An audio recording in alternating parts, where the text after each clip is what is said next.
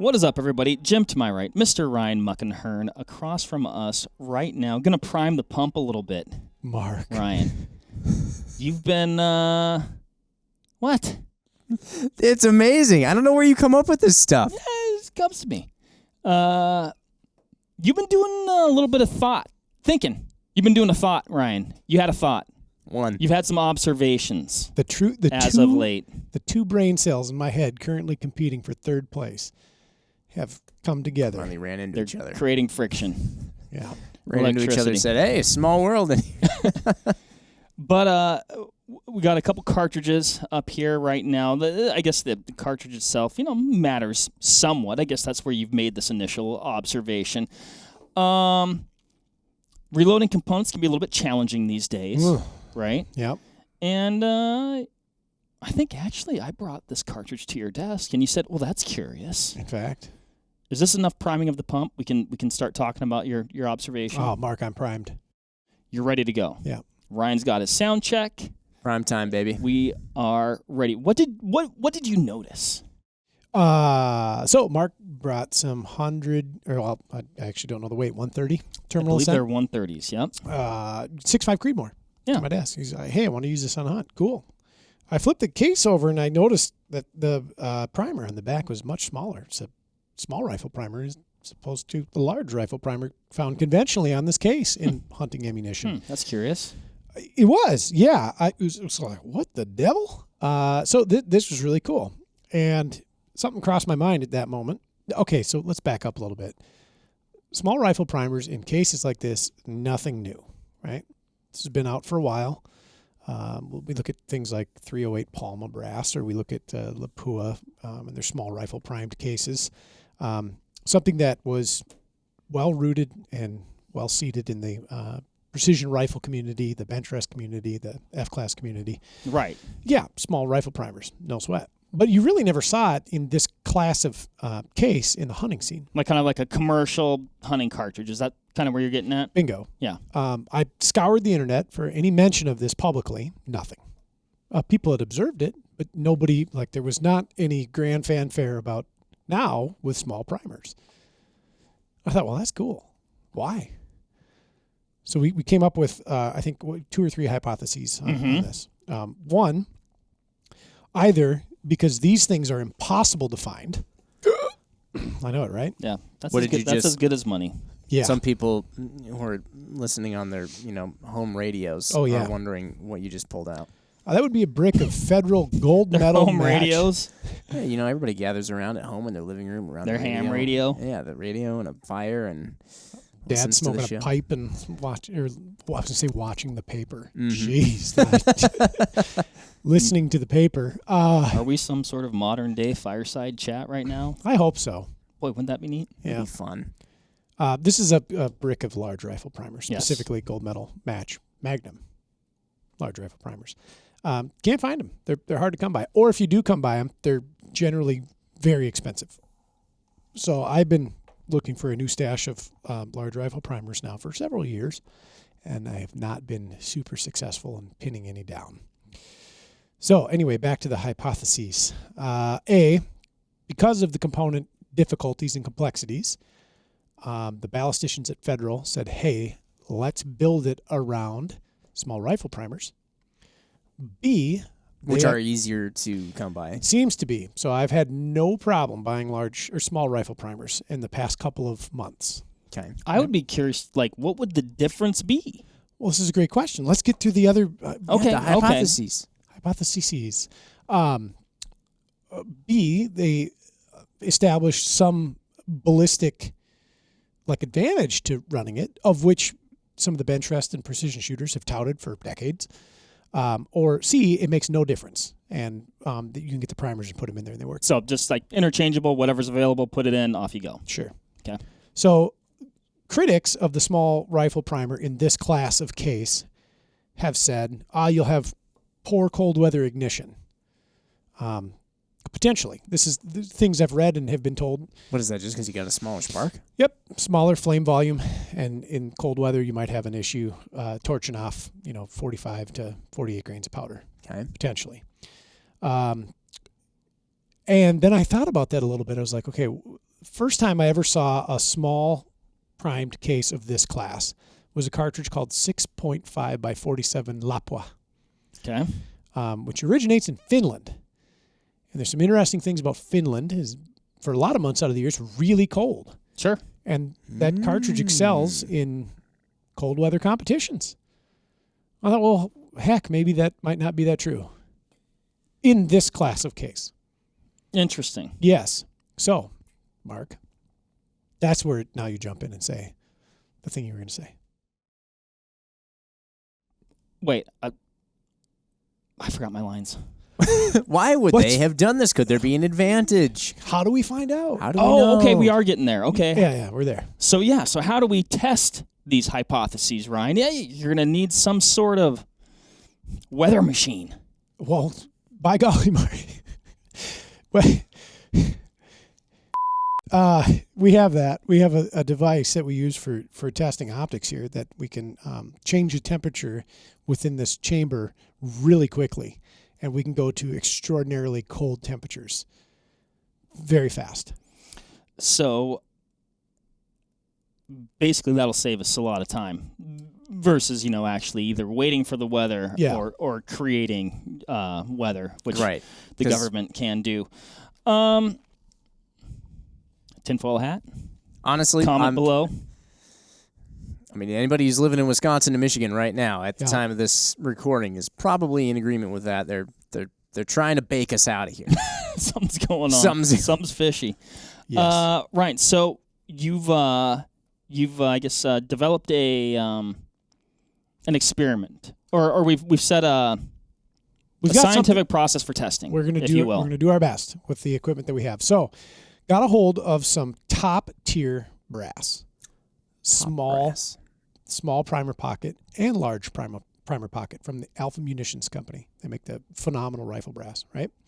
So I have some small and some large in 6.5 Creedmoor and in 308. For this test, we're going to do 6.5 Creedmoor. Oh, can I ask one question? Fire away.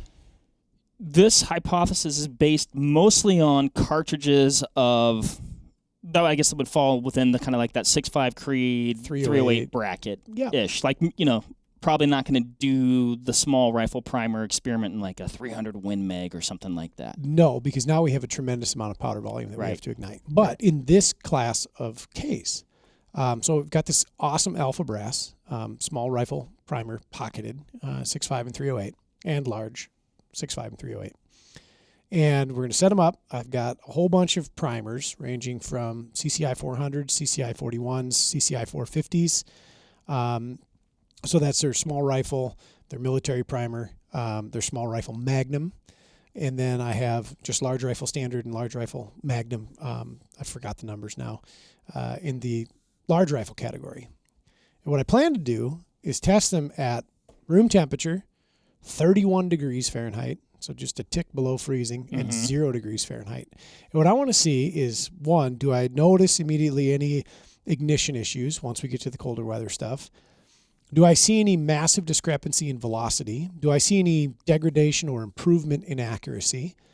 And try to keep things as consistent and even Steven as possible to do this. Because, Mark, I have a lot of small rifle primers. I don't have a lot of large rifle primers. And if a brass change is all I need to do to get to a small primer pocket, and then I can use the components I have into the future, well, golly. Do you think that temperature is really the only variable here? Like, is there anything else that would come into play with small versus large rifle primers, even just at, you're shooting it and it's between 60 and 80 degrees? Powder type, speed of burn, so like a fast versus a slow, absolutely can be affected. Are you going to want to select a powder with a specific burn rate? So I'm going to pick at random H4350 because I've loaded a lot of H4350. I have a lot of H4350, and it's appropriate in this case with the bullets that I'm going to be testing it with. And you're going to do the same powder and the same volume, basically the same reloading procedure, literally all across the board. The only thing that's going to change is the primer size. Primer size and then temperature. And the temperature, correct. Yep. So it's going to be the same recipe. Mm-hmm. And this might not be optimal either, right? Like there could be a situation in which we tune the load a little bit differently and we have a dramatically different outcome. Right. That's what I was wondering, because it seems like you can almost with reloading and cartridges and things like that. Like it seems as though there's almost always something you can change to make something else work. 100%. There's so much, I don't know, leeway or something like that, or variability. Yep.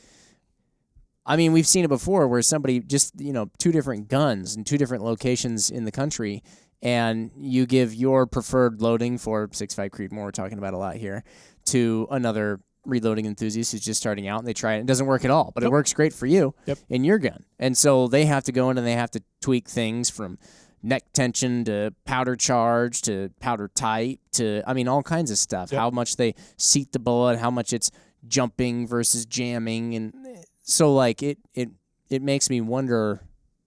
I get the test that we're going to do. You have to start somewhere. But it's almost like there's infinitely many tests one can do on bullets. That's probably why entire bullet companies with entire ballistician departments and research and development testing departments exist. In fact. Don't you think? So I'm going to take the architecture. That's one hypothesis, Jim. Speaking of hypotheses. I'm going to take the architecture of one load that I have that I already know shoots good. That's what I was going to say. You've got a known entity here. I do. With the rifle and... Yeah. And I'm going to change the primer. Yeah. And the temperatures. And then see what happens. My hope is that it still works, and that we can see some sort of tangible result out of there, one way or the other. Either same, or improvement. Or boy, wouldn't that be nice? That'd be cool. Yeah. Before you even fuddle with the temperature, I'm interested just to see if there's any change when we just go and zero them and shoot groups of them. Yes. Because I guess the primer size is just one of those things that, unless you're some enthusiast like yourself, Ryan, who would flip it over and be like, wow, I'm astounded by the difference in millimeters or whatever it is of these primer sizes. I never would have even thought anything of it.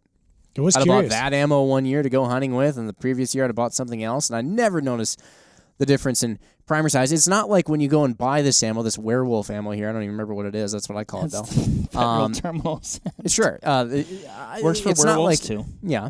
Well, it's not like when you look at the box, it's not like, no, with small rifle primers. No. Like, they don't even mention it. No. Right? So it's kind of one of those under-the-radar things. Are we actually potentially exposing one of their greatest secrets to making? I don't think so. In doing a fair amount of reading on this on the various depths of the internet, I've seen a lot of people conduct this test in different iteration. Different cartridges, same cartridge, different powders, et cetera, et cetera. Sure. And have found results that are sometimes compelling, sometimes inconclusive, sometimes, just out there. It seems that there's not a definitive answer necessarily. As you noted, individual firearms, individual loading practices, or components used end up with different results. And it was difficult to pin something down. I have heard people say, a small primer is going to guarantee you better accuracy. I read through one very, very good test where actually the gentleman found that was not the case. It was, in fact, the opposite. He saw wider SDs, wider ESs, and a general reduction of accuracy by switching to the small. Do you know... Mark's how extensive his testing was? It was very good. Okay. It was pretty robust. He was doing everything in 10 and 20 round lots. He was trying to keep his brass once fired. He ended up getting into some twice fired brass for some of it. Not that I think that's that huge a deal. Nonetheless, it was a very good test. I was riveted the whole time I read it. I don't like to read good, so it was very good. It was very well thought out and well done. And I'm hoping to scratch the surface on that and see if there's any compelling reason why I should or shouldn't use large or small in this class of cartridge. Can we do some more barroom hypotheses here? Oh, please. What would one think, whether it's just sort of intuitive thinking or guesstimation or whatever, what would make one think that a certain primer size would cause your performance to be better or worse in terms of, like, let's just say accuracy? Sure. Are people thinking that, right off the bat, I'm trying to go through my head, like, what would make a difference? And I'm thinking, okay, so if you have a large primer and you ignite that and you have basically a larger amount of spark or flame coming out of that into the case, you would potentially be igniting more powder at once upon ignition, and therefore potentially more uniform burning of the powder than if you had a smaller spark or flame coming into the powder charge that would light a little bit of it and then cause it to, you know what I mean? Like more of a longer chain reaction than with a large primer, which would maybe ignite it more all at once. This is just stuff that, me not knowing a whole lot about all this, like things I have been could told actually make the difference. Yeah, things that I have been told and things that I've read. A large primer may have too much flame volume relative to the powder column or powder capacity space of the case, and then the powder in there, and may actually begin to push your bullet out of the case prior to the detonation of the powder. That's kind of what, as Jim was talking through that, I was like, well, maybe with the small rifle primer, less spark, gets it going, and it's like potentially even like a more of a controlled burn. You're letting the powder do what it was supposed to do alone without any assistance of the spark from the large primer. Right. It's almost like a large primer could be interrupting some of what the powder is supposed to be doing or something like that. Well, too much too fast. Yeah. So we've seen this in muzzleloaders, specifically inlines, where when those came out and came on scene and the 209 primer became kind of the gold standard of ignition, sometimes, depending on the propellant used or the projectile used and how much bore seal or bullet tension there was inside of that barrel, you'd start scooting that barrel or that bullet along in the bore, and then the powder would detonate. So they created reduced power primers. Remember those? Yeah. The muzzleloader primers? Yeah. Yep. It says 4 muzzleloader on them. Right. And then when propellants like Blackhorn 209 came on scene, they definitely do not recommend them because they need more oomph to ignite. And so we've seen before on the range, somebody shows up with Blackhorn 209 and muzzleloader of their choice, and they've got muzzleloader primers. Says right on it. Makes sense. And they get a hang fire, click, boom, or they get no ignition. And so kind of the inverse of that. Just say it on the box. So possibly that too much flame in a case this size with a powder capacity of that amount could be pushing our bullet out of the case prior to the ignition sequence, which could lead to inconsistency, degradation of accuracy, expanding of ES and SD figures. I've heard that small primer pockets, because there's just simply more material at the case head and web, result in a stronger case, and you can get away with more pressure. I mean,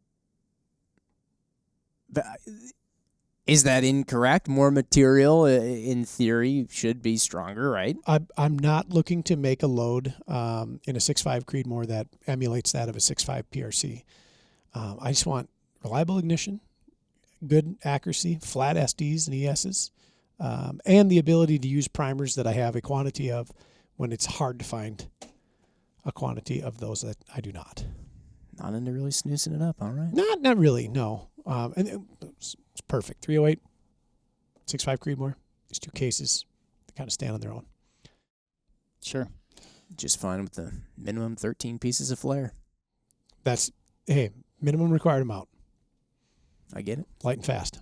I mean, Jim, you'd have 37 pieces of flare. But the fact of the matter is, we don't know. We don't. We're going to find out. Yeah. I'm excited to use, I've never had fancy brass. This is nice brass. I'm excited to use the weather machine. Yeah, that's pretty neat. Never used that thing. It sat down there for a long time. And it's like, oh, cool. We're going to put ammo in there and see what happens when it gets cold or hot or otherwise. And, now we get to do it. We put the ammo in there and test it cold, test it hot. We're going to get a lot of requests to use this thing for all kinds of other stuff, I can just imagine. Yeah. You want to take on a hot day, for instance, you want a cool drink, but you don't want to water it down with ice. Put it in there. Got it. Yeah. So there's that for sure. I was just thinking other tests. Oh, too. right. Right. Yeah. Yeah, I'm sure there could be some good. I've always wanted to see how much temperature affects your zero. Yes. Always wanted to see that. Yes. The product development team's going to be like, why is my rifle scope covered in pina colada? There's a mix-up. Classic mix-up. It started out as a test, with a weather machine, and then it turned into Not when we were making the ammo. It was after. It's like, it's called the weather machine. It's cool. I have no idea how to run it.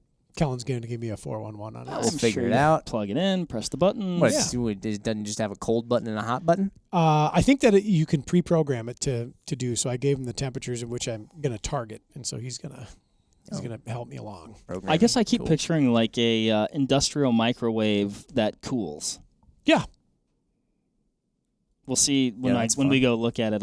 It's like that Mitch Hedberg. That Mitch Hedberg bit where he's talking about how to name appliances. You just add ER to the end of whatever it needs to do. Toaster, refrigerator, freezer, ovener. Yeah, correct. Ovener. I wonder what kind of microwaves you have to shoot into something to make it colder. I don't know. Something that stops the movement of the molecules. It's a freeze ray. Yes. There you go. We're off topic again. Slightly. Well, I'm excited. This is going to be fun. Yeah. And hopefully we'll know more. Indeed. After we do this. So we'll have chronograph results. We're going to have accuracy results, best to our ability to shoot. Very subjective ignition results. It either went bang or it didn't. Yeah. I should say it went bang in the appropriate amount of time expected or was delayed. Yeah. That's true. I mean, I guess it is possible that something goes awry. So, well, I'm excited. We've primed the pump. We've laid the groundwork for this experiment. I like these ones where we kind of, hypothesize or talk about it, and then we have to pontificate, sort it out afterwards.